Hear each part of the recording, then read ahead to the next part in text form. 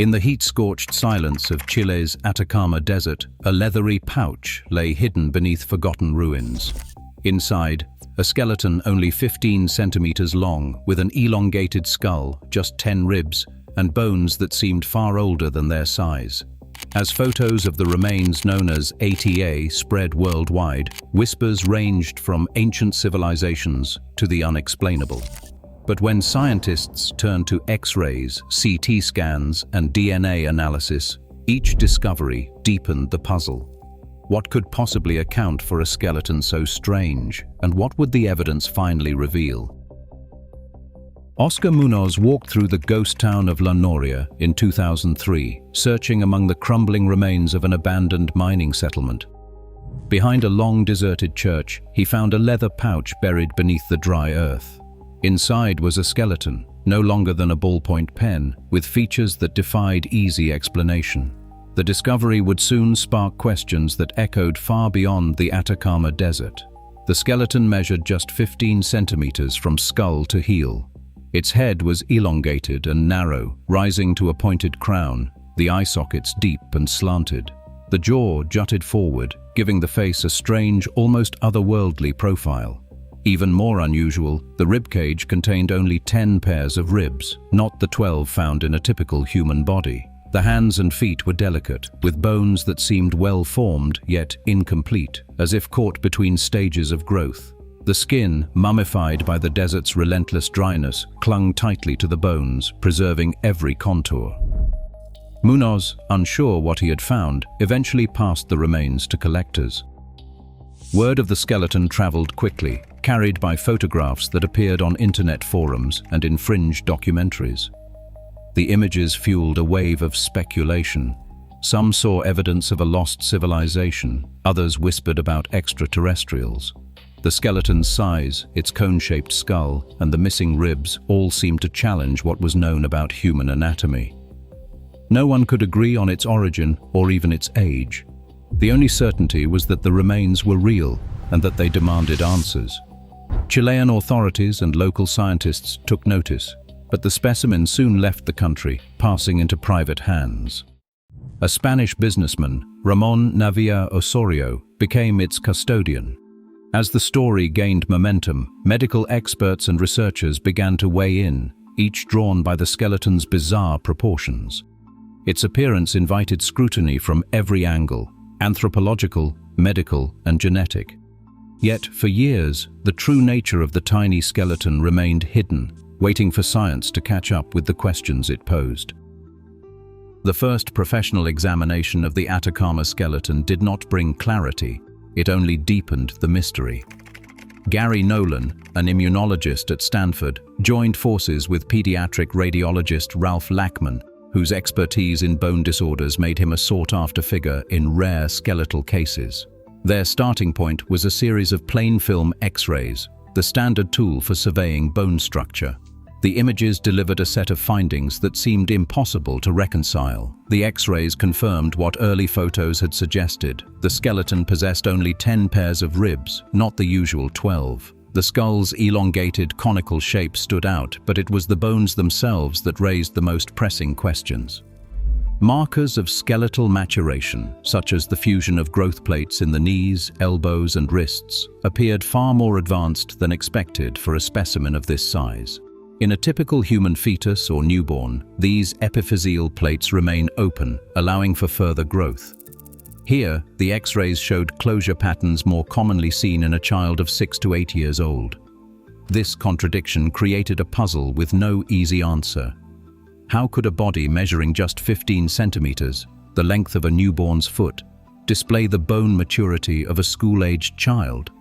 The hands and feet, though tiny, were well formed, and the bones had a density that suggested years of development, not months. Yet the open cranial sutures and incomplete ossification in some areas pointed back to infancy or even prematurity. The X-rays, meant to clarify, instead revealed a collision of age and size that defied any single diagnosis. Neither Lachman nor Nolan could attribute these findings to known forms of dwarfism or skeletal dysplasia alone. The rib count and skull shape hinted at rare genetic syndromes, but no textbook case fit all the features. The limitations of plain film imaging became clear. While the bones were visible, the underlying causes remained hidden. The contradictions in the X-rays demanded a deeper look, one that could only come from more advanced technology. For the researchers, the next step was obvious. The mystery would not be solved with X-rays alone. A hospital-grade CT scanner, the kind used for the most delicate pediatric cases, hummed to life in a Barcelona radiology suite. The Atacama Skeleton, so small it fit easily in the palm of a gloved hand, was placed gently on the scanning tray. Technicians adjusted the settings for sub-millimeter precision, each slice capturing a cross-section less than a hair's breadth thick. This wasn't just about making pictures, it was about seeing inside the mystery, one layer at a time. As the digital scans assembled, the radiology team watched the skeleton take shape in 3 dimensions.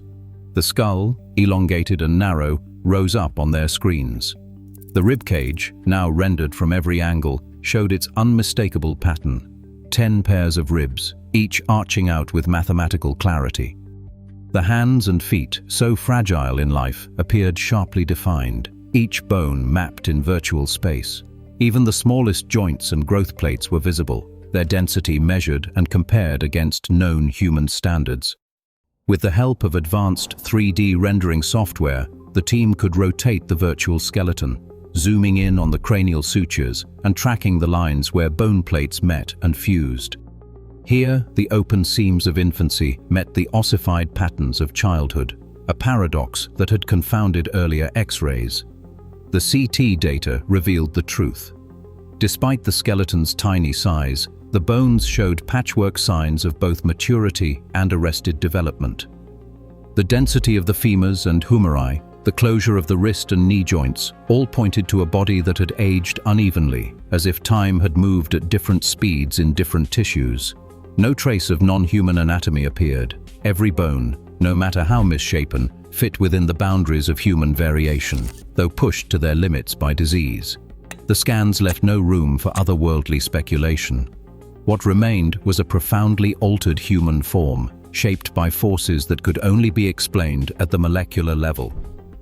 But to understand what caused such dramatic changes, the investigation would have to go even deeper, down to the code of life itself. Scientists turned to the genome, searching for answers that bone and X-ray could not provide.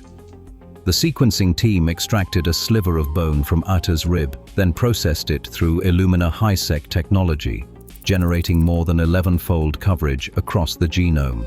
The data left little doubt. Every base pair belonged to Homo sapiens. Mitochondrial DNA placed Ata squarely within haplogroup B2, a lineage common among indigenous Chilean populations.